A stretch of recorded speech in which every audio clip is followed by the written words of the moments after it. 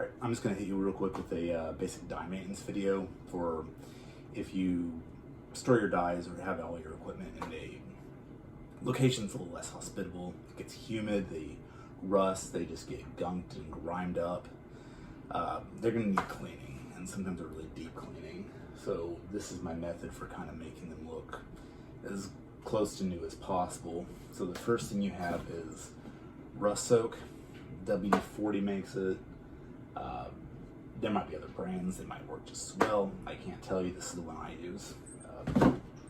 You're just going to want to soak everything for about, I don't know, overnight, over a day, just about 8 hours to kind of get everything loosened up and broken down so that you can get it removed.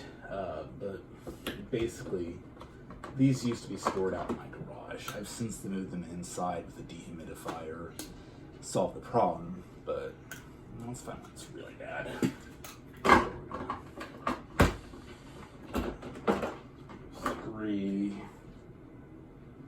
This one's a little worse. I don't know if you can see that rust in there, but it's kind of caked up. So what you do when you're ready is just to completely disassemble it, put all the rubber parts aside, like the O-ring. If you have these Hornady dies locking the bushings, I don't soak them. They aren't really,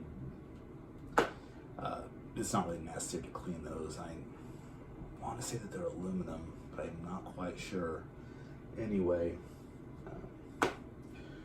once you soak them, you can pull them out and let the fun begin. So the first thing you're going to do is hit them with a wire brush. This is a fine wire brush. I believe it's number 4. I could be wrong though, you know. And you're just going to get every single one of those little crevices with your power drill. So let's get started. All right, wheel chucked up. You have your die. Gonna switch hands. That makes a little more sense.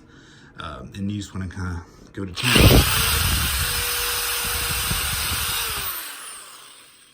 Polishing and busting all that stuff off. You can already, I can see an improvement. I don't know if you can, but there it is. And you're just gonna want to do that to every single surface. The knurled surfaces, you kind of want to attack at an angle, several angles actually, to kind of get in between those bumps and just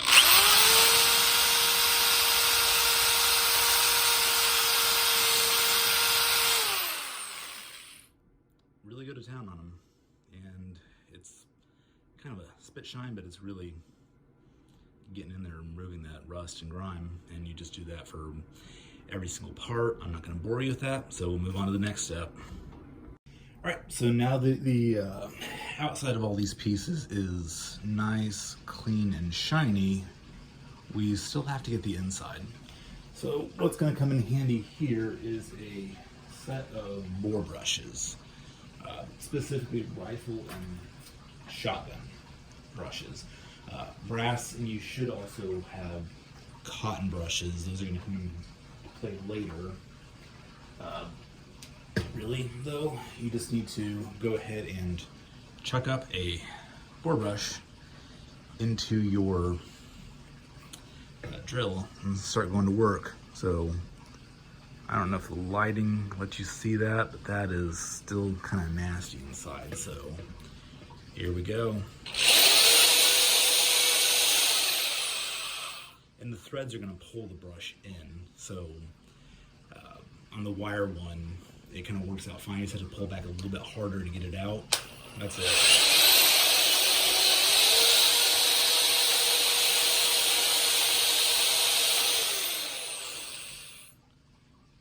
So, give it another go.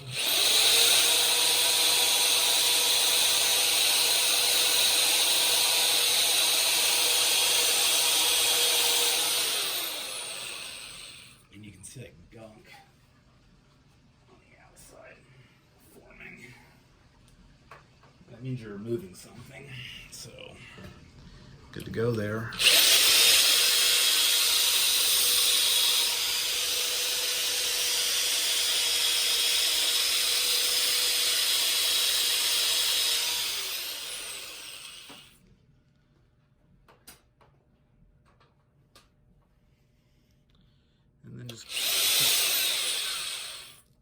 keep going until there's nothing left in there, or you've about expended all the effort you can in getting stuff. Some of it's not going to come off, maybe.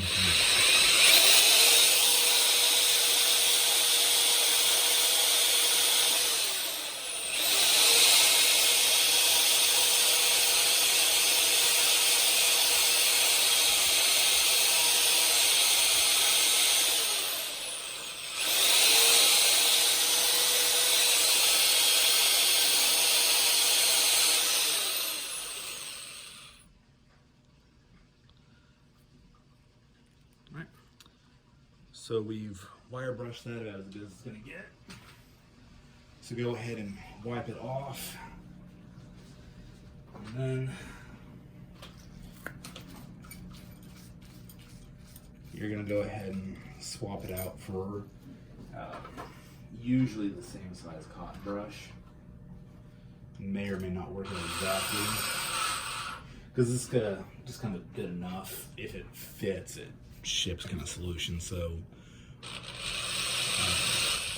also the cotton brush in this instance is going to get pulled by the threading, and it's not going to come back out. You'll have to just do a complete pass through with it.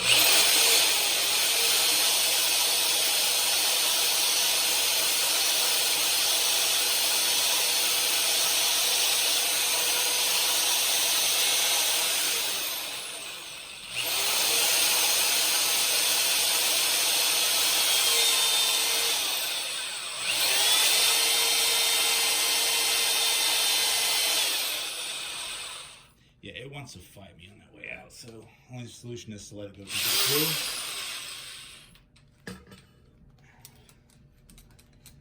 Disengage. Come on. And then check your work. And I think we're good to go. So and same thing as before with the other parts. You're just going to change out brush sizes, go down between brass, cotton for each size hole, whatever fits in there, just put in there, buff it out, and then again just on to the next step. Alright, and so through the magic of television, we have your completely newly cleaned die. No rust on the surface, no rust on the inside. It's just good to go. Compare that to the before, this 30-06. And yeah, we should have a 9-day difference. So, one thing I forgot to mention in the beginning is that it's also a good idea at this point to take your seating stems, if you haven't already done so, and polish the inside with some kind of rubbing compound or something. It gives you a smoother engagement with the actual projectile when seating it, and it's less likely to leave that annoying ring around the ogive.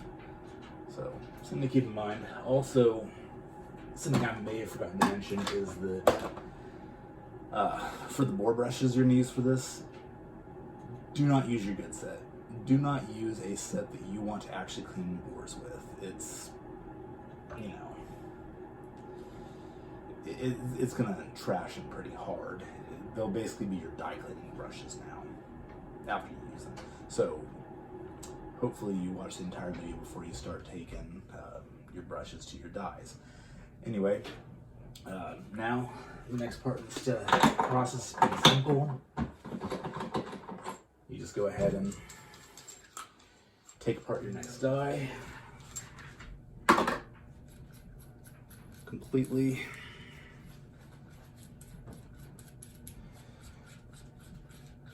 God, it's a long die. And start soaking it.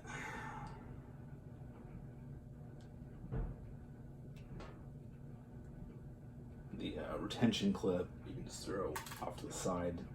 Those don't really need cleaning. You should have like 1,000 spares, but everything else just goes into the dip.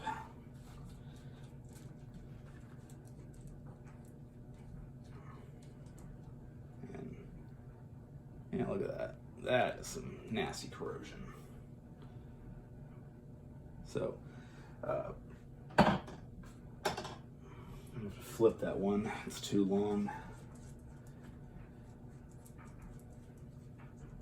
So, yeah. Lesson learned is go ahead and just do everything you can to prevent corrosion, climate control, things like that. But if it happens, there's your solution. So, there you go.